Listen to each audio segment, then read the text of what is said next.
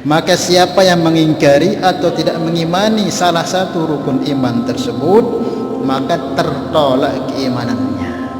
Dalam Al-Quran Allah juga firmankan, ya ayyuhalladzina amanu aminu billahi wa rasulihi wal kitabil ladzi nazzala ala rasulihi wal kitabil ladzi anzala min qabl wa may yakfur billahi wa malaikatihi wa kutubihi wa rusulihi wal yawmil akhir faqad dhalla dhalalan ba'ida. Siapa yang kufur, tidak mengimani, ingkar, wa may yakfur billah kepada Allah, wa malaikatihi kepada malaikatnya, wa kutubihi kepada kitab-kitab Allah, wa rusuli dan kepada urusan Allah, wal yaumil akhir dan hari kiamat, dia enggak ingkari salah satunya apalagi semuanya, faqad dhalla dhalalan ba'ida, maka dia berada dalam kesesatan yang jauh. Maknanya kufur dia, belum dikatakan beriman. Maka ini dalilnya perintah kita mengimani para utusan-utusan Allah Subhanahu wa taala. Kemudian hadirin Allah Subhanahu wa taala, dari yang perlu kita ketahui dari para rasul ini jumlahnya terutama banyak sekali. Sebagaimana yang diterangkan para guru-guru kita ini, disebutkan niki dalam kitab akidah niki. Termasuk intinya nanti ya alhamdulillah juga masih ada kaitan tentang maulid ini. Karena kita bahas masalah Nabi, pas pembahasannya supaya sedikit banyak kita mengetahui para Nabi dan para Rasul, terkhusus Nabi kita Mustafa Muhammad SAW. Niki al-mawjudat syai'aini atau al-mawjudat isnani, perkara yang wujud itu cuma ada dua saja. Yang wujud itu cuma ada dua, ada yang hakiki, ada yang aradhi. Ada yang wujudnya itu hakiki, ada yang aradhi, wujudnya itu karena diwujudkan. Kalau yang wujudnya hakiki, ya Allah itu sudah hidupnya itu tanpa diciptakan, tanpa ada permulaan, tanpa pernah tidak ada, tanpa dilahirkan. Itu Allah hakiki, dia sedia ada di azalinya. Nah ada yang ada juga, mewujud juga disebut mewujud, tapi aradhi, adanya ini karena diadakan oleh Allah. Aslinya tidak ada. Siapa yang selain Allah itu alam semesta ini semua adalah makhluk Allah Subhanahu wa taala. Kemudian di antara semua makhluk Allah Subhanahu wa taala ini ada yang lebih Allah cintai dari semua makhluk ini, yaitu makhluknya yang bernyawa, makhluk hidup ya. Makhluk Allah ini kan ada yang mati, yang hidup. Nah yang Allah sukai di antara semua makhluk ini, makhluknya yang bernyawa. Kemudian dari makhluknya yang semua yang bernyawa, yang paling Allah sukai yang bernyawa kan banyak.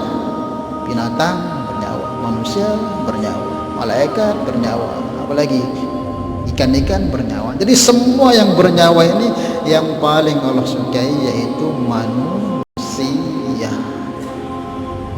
Kok Ustaz bisa, kan malaikat enggak, tetap manusia. Coba kita dengar dalam Al-Quran bagaimana penyanjungan Allah terhadap manusia. Walaqad karramna bani Adam, sungguh kami Allah telah mengangkat, memuliakan derajatnya anak turun Adam. Untuk para malaikat enggak pernah ada sebutan seperti itu. Bidadari, walaupun mereka itu orang-orang suci, makhluk Allah yang suci, tapi enggak ada sebutan seperti itu. Hanya manusia dalam penciptaannya disanjung oleh Allah. Laqad khalaqnal insana fi ahsani taqwim. Walaupun bidadari itu dari nur, malaikat dari cahaya, tapi enggak pernah disanjung-sanjung penciptaannya kecuali manusia. Maka dari semua yang bernyawa ini yang paling Allah sukai manusia. Kemudian dari semua manusia yang paling Allah cintai yaitu manusia yang beriman kepada Allah. Manusia kan banyak ini, banyak. Tapi yang paling Allah cintai yaitu manusia-manusia yang beriman, yang mengakui Allah sebagai Tuhan. Kemudian dari yang beriman, berapa jumlah yang beriman?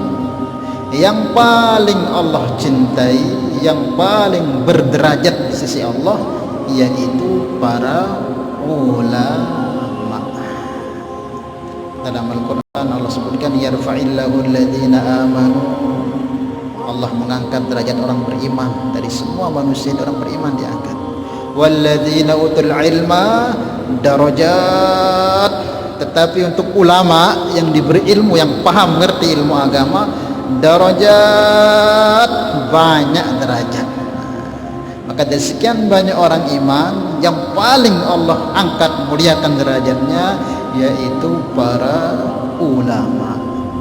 Kan banyak ini, dalam segala segi manusia beriman ini punya kelebihan-kelebihan, tapi satu tok yang disebut sebagai warathatul anbiya hanyalah para ulama. Al ulama warathatul anbiya. Orang ahli zikir nggak disebut. Yang disebut pewaris para nabi hanyalah para ulama. Sampai Nabi pernah mengatakan, ulama ummati ka anbiya'i bani Israil. Paham ya? Kemudian dari semua ulama yang Allah sukai, yaitu ulama yang punya derajat siddiqin, yang punya derajat siddiqin, yang betul-betul benar dalam mengemban keilmuannya, yang benar-benar. Ini siddiqin, karena siddiqin di bawah para nabi, was-siddiqin wa syuhada. Atasnya siddiqin itu para nabi, atasnya Sayyidina Abu Bakar itu para nabi. Maka di sekian ulama itu yang paling Allah cintai ulama yang berpangkat siddiqin. Kemudian dari ulama yang berpangkat siddiqin, ada yang Allah cintai, yang Allah pilih, yang Allah lebihkan, yaitu para nabi dan para rasul. Maka tidak ada nabi rasul itu orang nggak alim, semua alim, karena nabi rasul panutan, paham semuanya. Yang namanya nabi itu kalau dikirim oleh Allah, dia paling gantengnya, dia paling alimnya, dia paling fasihnya, dia paling kuat ibadahnya, dia paling sempurna fisiknya, itu para nabi. Anbiya alaihi wassalatu wassalam. Sekarang jumlah para nabi berapa jumlahnya? Masih ada nanti lanjutannya ini, tapi yang tanya dulu, berapa jumlah para nabi dan para rasul? Ada yang tahu?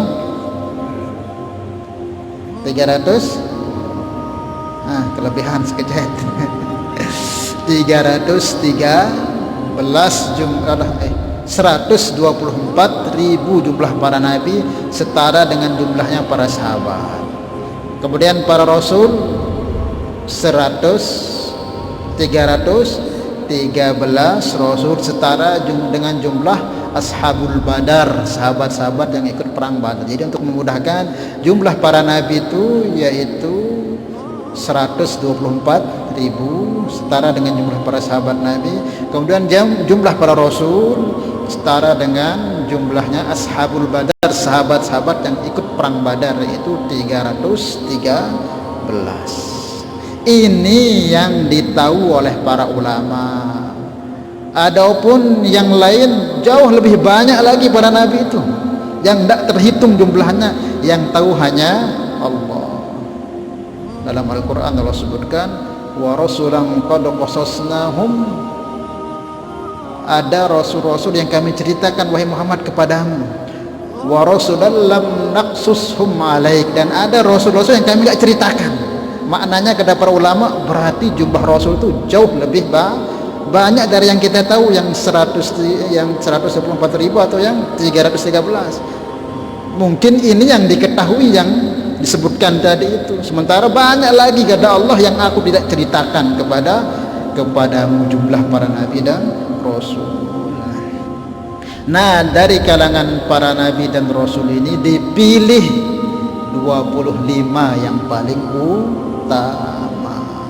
Dari yang begitu banyak tadi jumlahnya itu, yang dipilih 25, mulai Nabi Adam sampai Nabi Mustafa Muhammad sallallahu alaihi wasallam. Kenapa 25? Karena yang 25 ini yang disebutkan di dalam Al-Quran. Nabi Adam itu ada nama-namanya disebutkan dalam Al-Quran. Ini yang wajib untuk diketahui oleh setiap mukmin yang mukallaf. Kemudian juga daripada Nabi yang 25 ini ada 5 Nabi lagi yang sangat dipilih, dikhususkan oleh Allah. Itulah Nabi yang disebut sebagai Nabi Ulul Azmi. Ada yang tahu siapa-siapa? Bapak Haji? 1 Musa, Nabi Ibrahim, Nabi Isa, Nabi Muhammad. Satu lagi, kurang 1. Nabi Nuh alaihi wa ala nabiyina alaihi wassalatu wassalam. Nah, ini nabi yang pilihan ini, yang mewakili yang 25 ini, yang 5 ini. Kenapa? Karena tugasnya memang berat. Tugasnya maka ulul azmi. Mungkin Ustadz kita ini Al-Mukarram menamakan anak beliau supaya tegas pendiriannya, Ustadz Azmi, mengambil barokah daripada keteguhan para Nabi Ulul Azmi. Nah, memang dia punya kelebihan para Nabi Ulul Azmi ini, kokoh pendirian, memang berat beban yang dihadapi. Nabi Nuh niki, Nabi Nuh berapa tahun dakwahnya? 4 bulan. 4 bulan. Kalau 4 bulan Nabi Nuh dia mau pengikut. 950 tahun, 1000 kurang 50. Itu masa dakwahnya. Sebenarnya Nabi Nuh itu nggak akan berhenti dakwah itu. Beliau akan dakwah sampai kiamat. Maka tidak ada istilah Nabi itu lelah, capek, putus asa, dan tidak ada. Akan berhenti para Nabi itu dakwah kalau disuruh berhenti. Tapi Nabi Nuh kenapa mendoakan? Karena memang Allah sudah suruh berhenti. Allah katakan, la yu'mina min qaumika illa man qad aman. Hai Nuh, wahai narak malik dia beriman ini, kaum kami ini, kecuali yang sudah beriman. Seandainya dia akan beriman, dagak kamu dakwah sampai kiamat dan tetap kafir. Karena sudah Allah katakan akan, cuma ini aja yang 80 berapa ini yang beriman. Yang ini nggak akan beriman sampai kapanpun, siang malam kamu dakwah nggak akan beriman. Lamun meno ya Allah, hancurkan sudah. Berarti Allah yang suruh berhenti sudah. Maka beliau berdoa, Rabbi la tadhar 'alal ardi minal kafirin dayyara. Kita dakwah kenapa? Karena pengikut gue. Karena biaya habis, itu kita dakwah. Karena banyak hambatan, berhenti berdakwah. Kalau kita Nabi itu enggak. Kapan disuruh berhenti Allah baru berhenti. Lailan wa nahara, siang malam tanpa berhenti itu. Makanya Masya Allah berat. Termasuk juga Nabi Allah Ibrahim. Nabi Ibrahim ini berat ujiannya dari segala segi, sampai beliau dilemparkan ke api. Kemudian Masya Allah, terutama ujian dari keluarga beliau. Bertahun-tahun gak punya anak, tiba-tiba punya anak, disuruh tinggalkan di padang pasir yang kering kerontang. Masya Allah. Kemudian besar sedikit dirus sembelih. Itu beratnya ujian Nabi Nuh. Tapi Nabi Nuh tidak pernah mengatakan mikir ndak, langsung Pak Atam mohon disempurnakan. Sudah dikirim ke raja yang luar biasa bengisnya, Namrud, sampai beliau dibakar 40 hari di api. Tapi beliau tetap istiqomah, taat menjalankan risalah. Kemudian Nabi Allah Musa juga ini berat ujiannya. Nabi Musa dikirim di 2 raja besar, Fir'aun sama Qarun. Ini hebat-hebat Fir'aun ini, sampai mengatakan dirinya Tuhan. Bukan itu saja, sampai diberi umat yang bahlul, yaitu Bani Israil. Bahlul, putu sena bahlul dari Bani Israil. Disuruh jangan mancing hari Sabtu, dia buat kilah, nyorok. Dari mana nih ikan? Allah melarang kamu mancing. Beta mancing, itu nyorok. Susah Nabi Nuh, Nabi Musa nih. Disuruh masuk ke Palestina, masuklah dengan membungkuk seperti orang ruku itu, masuk bertabik lah, merangkak ngumang kan. Bani Israel. Tapi yang makanan dari langit, manna wa salwa, ngomeh. Musa masa iya diri, tetapi padahal dari sorga langsung menawasal itu, dan tanpa mereka capek-capek usaha. Setiap mereka lapar bangun tidur turun itu menawasal di sorga, tapi mereka katakan iya diri di rasa lain. Ini Nabi, kaumnya Nabi Musa nih sudah dikirim dengan menghadapi dua raja besar, terus umat yang dibawa nih betul-betul sangat bahlul Bani Israel niki. Sampai pernah niki satu cerita niki ketika Nabi Musa membawa Bani Israel ini lewat di Lautan Merah itu selamat dari cengkraman Firaun. Baru saja mereka melihat mukjizat yang begitu dahsyat itu, lautan bisa belah, itu mereka selamat. Firaun tenggelam semua bala tentaranya, masuk ke daratan. Ini kain-kain mereka ini kan basah, itu percikan-percikan air itu basah, belum kering gini. Mereka baru selesai melihat mukjizat yang begitu dahsyat itu, mereka naik ke permukaan itu. Ada sekelompok kaum di samping itu kampung yang masih menyembah batu. Musa, coba kopian itu Tuhan marakno malik. Baru belum selesai kakinya kering dari melihat mukjizat kejadian besar itu, ngelihat orang nyembah batu, minta kepada Musa, coba pian te batu sang kebudaya Tuhan marak iya ngembebah lonar Bani Israel. Makanya Nabi Musa digelari ulul azmi, karena umat yang dibawa ini betul-betul susah paham. Maka loi alasan suruh sembelih kambing ini ngene malik ngene sehingga Allah itulah. Kemudian Nabi Allah Isa alaihissalam sampai beliau hampir mau dibunuh, dan terakhir Nabi kita Mustafa Muhammad. Nah, yang 5 nabi ini nabi pilihan Allah Subhanahu wa taala.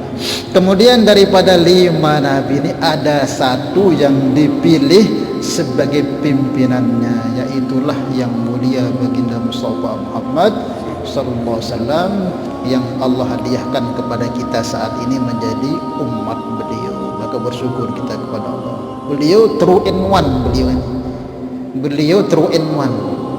Kenapa yang katakan true in one? Karena beliau yang pertama adalah Sayyidul Anbiya war Rasul, bukan nabi, bukan rasul, tapi pimpinannya para nabi dan para rasul.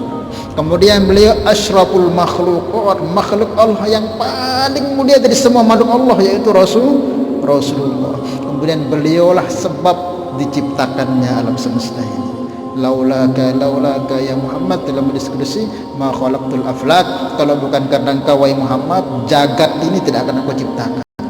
Itu sekarang kita diberi. Maka tak heran para nabi iri dengan kita ini, iri karena dikasih nabi yang begitu hebat. Insyaallah ya. Nah, sedikit itu. Kemudian apa yang hal penting untuk kita perlu tahu daripada para nabi dan para rasul ini, minimal 4 nih.